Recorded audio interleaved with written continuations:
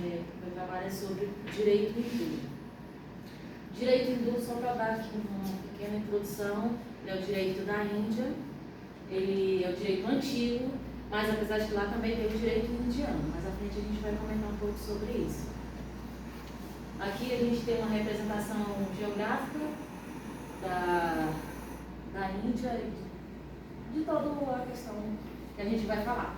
Aí, quando no século XVI a.C., houve uma invasão dos povos árias, conhecidos como indo-europeus, que vieram da região sul e invadiram aqui por volta do rio Indus e do rio Ganges. E essa invasão, ela trouxe um choque de realidade, um choque de mudanças, de religião, de costumes, e a intenção maior deles, dessa chegada lá, foi implantar uma cultura enraigada, uma cultura onde pudesse ser conhecida como a cultura hindu, né? Porque veio povos de vários lugares, e aí já tinham os que lá já estavam, então eles trouxeram para aquela região costumes e uma religião, e que foi colocando todas as suas características, fazendo deles um povo bem específico com os seus costumes, e a gente vai falar também sobre cada um deles. Com essa invasão veio então a religião que foi a mais marcante ali naquela época, né? Que foi o hinduísmo. E o direito hindu, ele está muito entrelaçado com a questão religiosa. Até hoje, se você parar para observar, tudo deles é muito voltado até com a questão religiosa. Então, naquele tempo, o direito hindu foi muito baseado na questão religiosa. Aqui eu trouxe para vocês 3 das suas principais divindades, para eles serem politeístas. Eles adoram vários tipos de deuses, e aqui eu trouxe só os principais mais conhecidos, tanto daquela época como até hoje. Por ser uma religião muito grande, ela é considerada até hoje a 3ª maior religião do mundo, e na Índia ocupa um percentual de 75% dos habitantes da Índia. Para vocês verem a importância da questão religiosa, como estava sempre muito entrelaçada em todas as áreas daquela região. Como já citei, aqui temos a pirâmide, né, que vai falar sobre as classes, mas acima dela está os deuses, né, que para eles tudo isso se resumia na questão religiosa. Então, em primeiro lugar vinham os deuses, abaixo deles já vinham os brahmanes, os satyas, os vaixás, os sudras. Essa pirâmide foi dividida em 4, mas aqui a gente vê uma classe que está tão fora de tudo, inclusive da própria pirâmide de classes, né? Mas tudo isso acima, principalmente, da questão dos deuses, da religiosidade deles. Por volta de 2 antes de Cristo, século 2 antes de Cristo, começou a se surgir então os primeiros códigos que eram voltados para a questão jurídica daquele povo, que eram os Smritis. Foi um código que significava aquilo que deve ser lembrado, que seriam todas as leis, mesmo que poucas, mas os costumes, tudo aquilo que deveriam ser seguidos. Logo em seguida veio o Código de Manu, porque os Smritis foi apenas um tipo de código inicial, né? Mas o mais famoso para aquela região e para aquele povo naquela época foi o Código de Manu. O Código de Manu, ele foi feito em sânscrito, que era a língua daquele período, daquela época lá, era o sânscrito. E o Código de Manu, por mais que a gente pense assim, o código deve ser um código civil, era um código que não era 100% voltado para a área jurídica, para leis, normas, nada disso. Tinha, mas ainda coisa muito pouca para eles, né? Eles citavam mais sobre filosofia, sobre aquilo que para eles eram, acima de tudo, que era a religião, e os costumes. Então ele era um código composto de 12 livros, e que no meio desses livros citavam-se algumas leis, aquilo que realmente era importante e que tinha que ser seguido por eles. Por isso ficou conhecido por questão dos Smiths serem tão pequenos e o código de Manu ser mais, para aquela época, já ser avançado, já ser mais complexo, então acabou sendo o mais famoso daquela região. Agora, voltando à questão das castas e a questão religiosa. Aqui eu tenho a representação do deus Brahma, que é o deus principal dessa religião deles. E, para vocês entenderem a questão do entrelace entre o sagrado e o profano para eles, que, por exemplo, as castas eram divididas baseado na imagem desse deus, que para eles, por exemplo, acima, no topo daquela pirâmide, tinha os brahmanes, que é representado pela cabeça do deus. E nessa classe dos brahmanes estavam os sacerdotes, os intelectuais, que, se você for parar para pensar, faz até sentido eles estarem na cabeça. Aí depois vinham os kshatriyas, que eram classificados aqui pelos braços, que eram os guerreiros, né? Os políticos, os reis, aquelas pessoas de maior classe ali no meio da sociedade. Os vaixás, que eram as pernas, que eram os comerciantes. No caso, era quem estava levando ali a sociedade, a questão financeira. Depois vinham os sudras, que eram os operários camponeses, que eram os de serviço mais pesados. E como lá, naquela outra pirâmide, a gente pode ver que tinha uma classe abaixo da pirâmide, a gente tem os Dalits, que, se você parar para pensar, poeira nos pés não faz parte do corpo. Mas os Dalits, era isso que eles representavam, a poeira nos pés do Brahma. Então, de qualquer maneira, ou na pirâmide ou na representação do deus Brahma, eles estavam lá, mesmo que fora do corpo ou fora da pirâmide. Eles eram representados assim. Aí aqui a gente coloquei algumas figuras das personalidades das pessoas, mais ou menos, para a gente ter uma ideia. Aí aqui são os kshatriyas, que eram colocados pelos reis, guerreiros.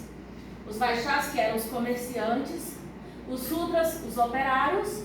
E os dalits. Os dalits, eles sempre viveram, como posso se dizer, à margem da sociedade, como se fossem considerados a escória da sociedade, né? Sempre sujeito às piores situações, por mais que eles poderiam até chegar a adquirir por conta própria alguma condição financeira, mas isso não os tirariam dessa casta, né? Porque para eles, como o sagrado sempre estava acima de tudo, quando você nascia em uma casta, você só evoluía para uma outra em caso de morte, porque eles acreditavam em reencarnação. Então, nessa vida, sem chance de você ascender para uma outra casta.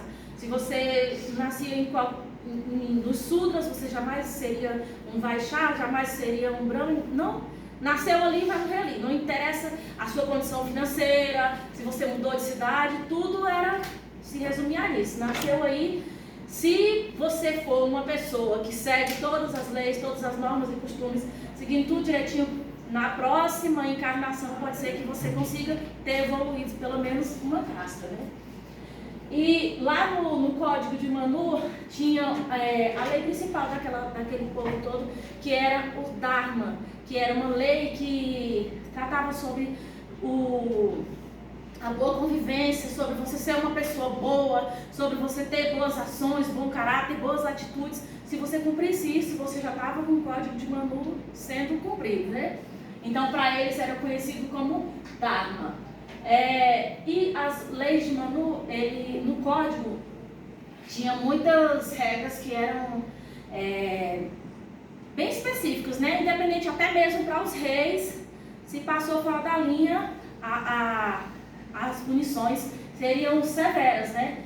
E no artigo 1º fala exatamente já sobre o rei, que ele deveria ser uma pessoa simples, em caso porque lá tinha a corte de justiça, que no caso era o rei que ia julgar alguma questão. Em todos esses casos que ele fosse à corte de justiça para julgar alguém, ele teria sempre que estar acompanhado por um brahmane e, além disso, ele teria que estar se portando de modo simples. Ele não tinha que chegar lá com exuberância em nada, ele tinha que estar muito simples para desenvolver o seu trabalho ali, para julgar a pessoa, né? E deixa eu ver aqui o próximo. Esse aqui sobre as fontes do direito, né? Como é que o rei ia julgar uma pessoa de alguma casta, qualquer casta, por exemplo, ele vai julgar alguém aqui, como que se as leis eram tão poucas, tão restritas, não se falavam tanto, como ele poderia julgar? Aquele rei teria que conhecer a região onde residia aquela casta, ele teria que conhecer a família e os costumes, principalmente os costumes daquele lugar. Então, baseado no conhecimento que ele tinha daquele lugar, daquela região, então ele teria certeza de como poder julgar aquela pessoa, né? Então essa era uma das fontes de direito deles, era a questão do conhecimento dos costumes, das castas, das regiões, das famílias. Isso para eles equivalia já como um tipo de fonte do direito.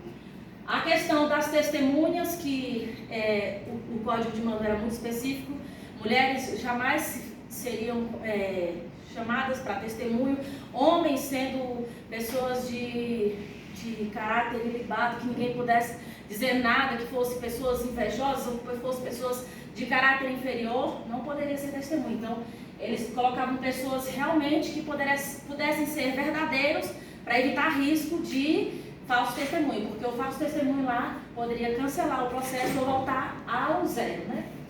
E no caso dos reis, aqui o artigo 269 falava que se um rei, mesmo sendo ele o rei, se atrevesse a aconselhar um brahmane, que no caso estava uma casta acima dele, ele teria penas cruéis, né?